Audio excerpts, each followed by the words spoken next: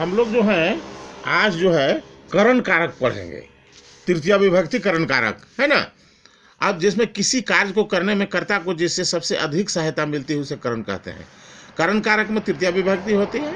जैसे हंसते न लिखा में, हाथ से लिखता हूं। कर्णाभ्याम शृणोमि, कानों से सुनते हैं। नेत्राभ्याम पश्यामि, नेत्रों से देखते हैं। इन वाक्यों में क्रमशः हस्त कर्म और कर्ण और नेत्र करण है और इसमें तृतीया विभक्ति का प्रयोग हुआ है।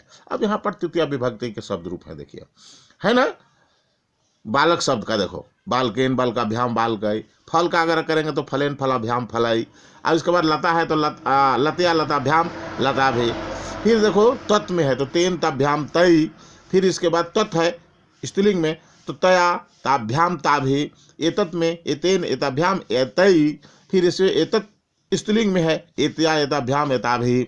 इसके बाद किम में है केन का भ्याम कई। यानी सब जितना भी है वह तृतीया विभक्ति में ही है, ये सारा है ना। अस्मद है मया अभ्याम अस्मा भी। फिर युष्मद का है तो त्वया युवाभ्याम जुष्मा भी। अब देखो ये अभ्यास के लिए है। चित्रों के अनुसार रिक्त स्थानों को पूर्ति करें। बालकेन केन क्रीडति तो कंदुकेन है ना, गेंद से। फिर हाँ देखो पर वयम काभ्याम शृणुमा तो वयम कर्णाभ्याम शृणुमा। काभ्याम प्रश्नवाचक है ना, तो कर्णाभ्याम हो गया, तृतीया विभक्ति में है। द्वितीया तृतीया पंचमी में भी आता है, लेकिन यहाँ तृतीया विभक्ति है। अब यहाँ पर देखो अहम काभ्याम पश्यामि, मैं किससे दिखता हूँ तो अहम नेत्राभ्याम पश्यामि, मैं नेत्रों से देखता हूँ। देवेशा केन सर्पम ताड़यति, यानी देवेश जो है डंडा से मार रहा है ना, देखो डंडा से सर्पम ताड़यति। फिर कहता है आपनिका कया तुलम तंडुलम माप्यति, तो आपनिका जो है दुकानदार जो है वह जो है तुलया तराजू से है ना। अब देखो यहाँ पर दो में दिए गए शब्दों के उचित तृतीया विभक्ति के रूप से रिक्त स्थानों की पूर्ति करें। अब यहाँ पर देखो पाद है, मुख है, हस्त है और नासिका है। अब रमेशा हस्तेन लिखती न तू पादेन, अहम मुखेन खादामी न तू नासिकाया। मैं का से खाता हूँ तो मुख से खाता हूँ, न कि नाक से। फिर देखो ग में पादाभ्याम, गीता पादाभ्याम चलती न तू हस्ताभ्याम, हाथ से कोई चलता है थोड़े है ना। फिर देखो यहाँ अहम नासिकाभ्याम जिग्रामा न तू नेत्राभ्याम है ना।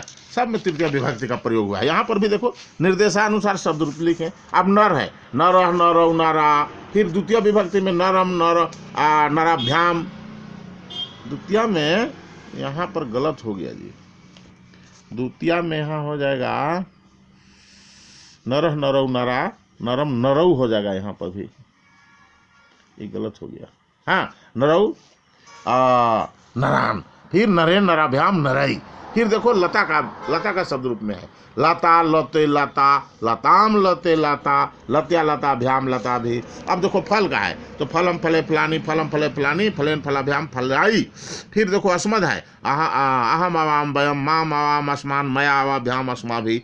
फिर युष्मद का त्वम युवाम युयम त्वाम युवाम जुष्मान त्वया युवाभ्याम जुष्मा भी। अब देखो यहाँ कहता है कर्ता कर्म और करण को पहचाने।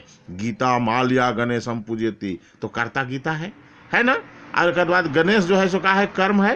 और एक बाद में माल्या करण कारक में आ गया है कि नहीं। अब उसी तरह से देखो यहाँ राम जो है आपको कर्ता हो गया, कर्म हो गया, गंगा हो गया और हाँ गंगा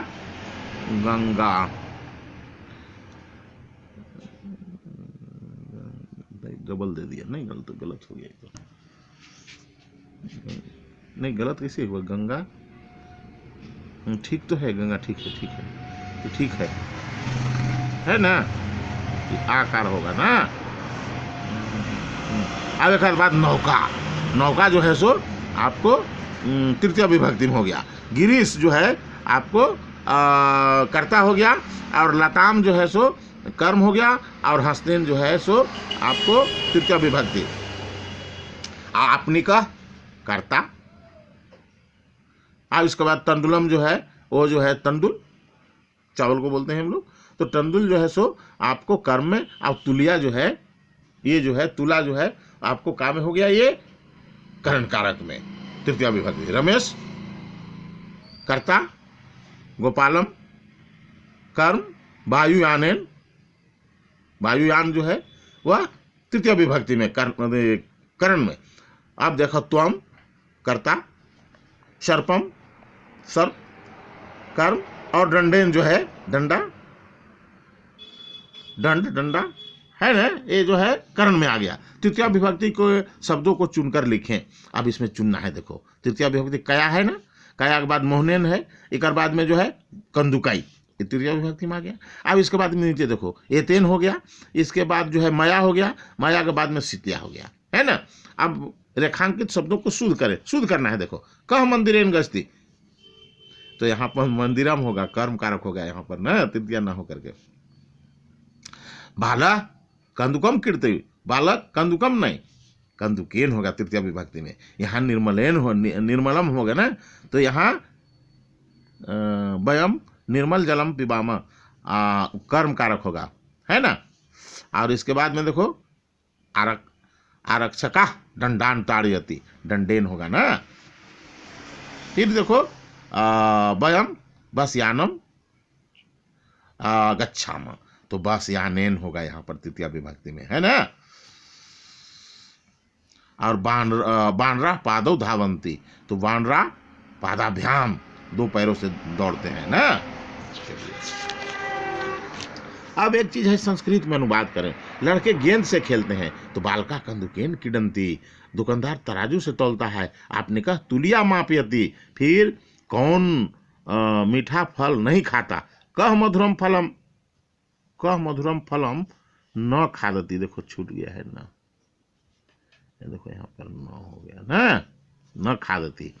अब यहाँ पर जो है रमेश रेलगाड़ी से जा रहा है, तो नरेशा रेलयाने न गच्छति। फिर इसके बाद में देखो हम अपनी आंखों से देखते हैं, तो वयम अस्माकम नेत्राभ्याम पश्यामा, चूंकि वयम जो है वह उत्तम पुरुष बहुवचन में है, तो उत्तम पुरुष बहुवचन की क्रिया हम दी है, लेकिन यहाँ पर तृतीया विभक्ति है। बहुत बहुत धन्यवाद, आप लोग इसको पूरी तरह से कर लेंगे। अब मात्र एक चैप्टर, अच्छा हाँ, बहुत बच्चे लोग ऐसा पूछते हैं कि सर नोट कॉपी में इसको बनावें, लेकिन वैसी बात नहीं है, नोट में नहीं बनाना है, बल्कि अभ्यासनी जो किताब है 4 के लिए, उसमें इसको बनाना है।